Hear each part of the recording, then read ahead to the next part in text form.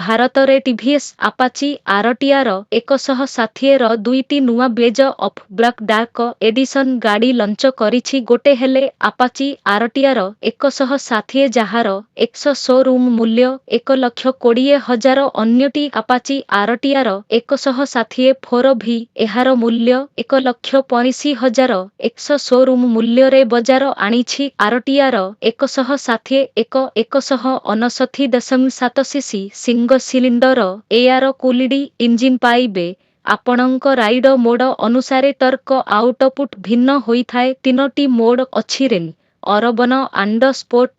ଏଥିରୁ rain ଅରବନରେ 1000 ଆରପିଏମ୍ରେ 13.1 VHP ପ୍ରଦାନ କରେ, ଯାହା ସ୍ପୋର୍ଟ ମୋଡରେ 15.18 ବିଏଚପି ପର୍ଯ୍ୟନ୍ତ ଯାଏ। ଟର୍କ ଆଉଟପୁଟ୍ ପାଇଁ କାହାଣୀ ସମାନ। ଟପ୍ ସ୍ପିଡ୍ ମଧ୍ୟ ରେନ୍ 10 କିଲୋମିଟର ଏବଂ ଅରବନ ମୋଡ୍ 97 କିଲୋମିଟରରେ ହ୍ରାସ ପାଇଛି। ଅନ୍ୟପକ୍ଷରେ ଆରଟିଆର 160 RE ରେ 160 CC single cylinder oil cooled engine ଦ୍ୱାରା 9260 ଆରପିଏମ୍ରେ 17.35 ବିଏଚପି ଏବଂ 14.73 Nm ଟର୍କ 5 ସ୍ପିଡ୍ ଗିୟରବକ୍ସ ସହିତ ଚାଳିତ। ଆରଟିଆର 160 RE ମଧ୍ୟ ଆରଟିଆର 160 ଭାବରେ ତିନୋଟି ଚାଳନା ମୋଡ୍ ସେମ ଆସେ।